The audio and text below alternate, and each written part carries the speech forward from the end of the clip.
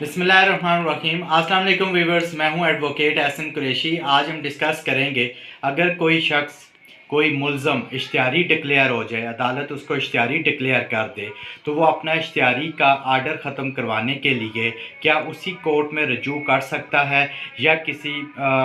Appellate court में जाएगा, उसका क्या तरीक़ाकार होगा, इसके ऊपर आज हम डिस्कस करेंगे। इससे पहले कि मैं अपनी वीडियो का बाकायदा आगाज़ करूं, आपसे गुजारिश है अगर आप मेरे चैनल पर नए हैं तो इस चैनल को सब्सक्राइब कर लें और इस वीडियो को भी ज़्यादा से ज़्यादा लोगों तक शेयर करें ताकि ये मालूमाती वीडियो ज़्यादा से ज़्यादा लोगों तक पहुंचाई जा सके।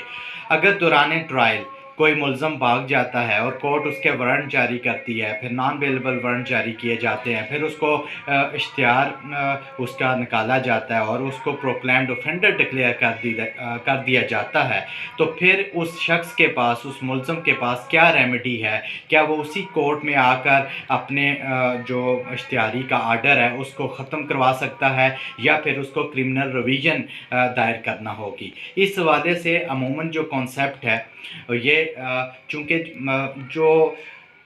वारंट जारी करने का या जितने भी कोर्सिव मेजर्स लिए जाते हैं, वारंट जारी किए जाते हैं, फिर नॉन अवेलेबल वारंट, फिर जो इश्तिहारी का आर्डर किया जाता है, इसका मकसद मुल्ज़म को मजबूर करना होता है कि वह अदालत में पेश और ट्रायल को फेस करे। अगर इस हवाले से मुख्तलिफ़ जजमेंट्स थी जिसमें ज़्यादातर जब इश्तिहारी डिक्लेयर हो जाता है तो वकला साहिबान 435 CRPC read with section 439 CRPC वो क्रिमिनल रिवीजन दायर करते हैं और उस आर्डर को सेटिसाइड करवाया जाता है। ताहम इस हवाले से एक बड़ी दिलचस्प बात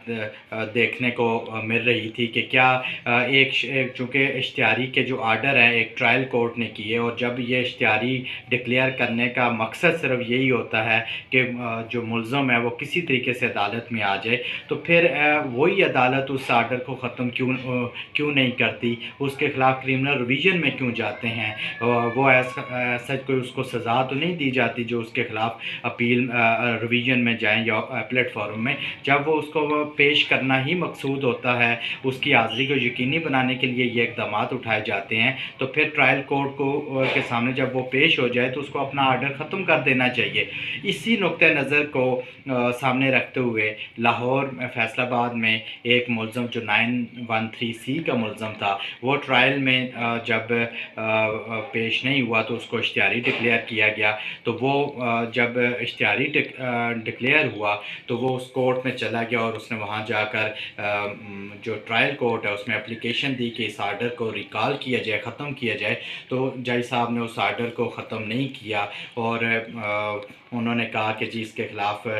जो है वो क्रिमिनल रिवीजन बनती थी, लिहाजा ये एंटरटेनेबल नहीं है, मेरे पास ये एप्लीकेशन आपको नहीं देनी चाहिए। तो उसके ख़िलाफ़ फिर वो क्रिमिनल अपील में जब हाई कोर्ट में गए तो हाई कोर्ट में जो जस्टिस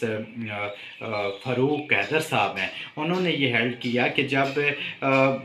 ये जो वारंट हैं, जितने भी कोर्सिव मेजर्स लिए जाते हैं, वारंट, नॉन अवेलेबल वारंट, उसके बाद प्रोक्लेमेशन जो जारी की जाती है, उसका मकसद यही होता है कि मुल्ज़म को किसी तरीके से मजबूर किया जाए कि वह अदालत में पेश हो। तो जब मुल्ज़म ख़ुद आकर सरेंडर करता है तो फिर ट्रायल कोर्ट को जो है उसके ऊपर देखना चाहिए हालात व वाक़यात को। अगर वो कोजेंट और रीज़नेबल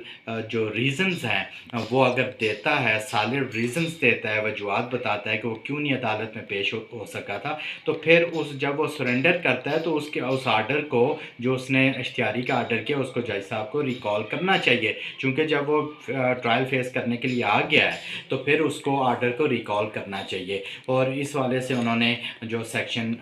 75 है CRPC उसकी भी वजाहत की कि उसका जो वारंट की कैंसलेशन कौन सी अदालत कर सकती है। इसी तरह जो प्रोक्लेम्ड ऑफेंडर जब डिक्लेयर होता है उस वाले से भी उन्होंने कहा कि इन सब का मकसद जो है मुल्ज़म की हाज़िरी यकीनी बनाना होता है, लिहाजा जज साहब को वो करना चाहिए था। लिहाजा उन्होंने क्रिमिनल अपील जो थी 69556 ओवर 24 यानी कि 69556 ओवर 24 ये क्रिमिनल अपील है जस्ट लाहौर हाई कोर्ट में जो दायर हुई और जस्टिस फ़ारूक हैदर साहब ने इस पर आर्डर किया कि वो ट्रायल कोर्ट उस आर्डर को रिकॉल कर सकती है अगर मुल्ज़म कोजेंट ریزنیبل ریزن جو ہے وہ دیتا ہے کہ کس وجہ سے وہ نہیں پیش ہو سکا تھا، تو وہ خود بھی کر سکتی ہے، کرمنل ریویژن کی ضرورت نہیں ہے۔ Thank you.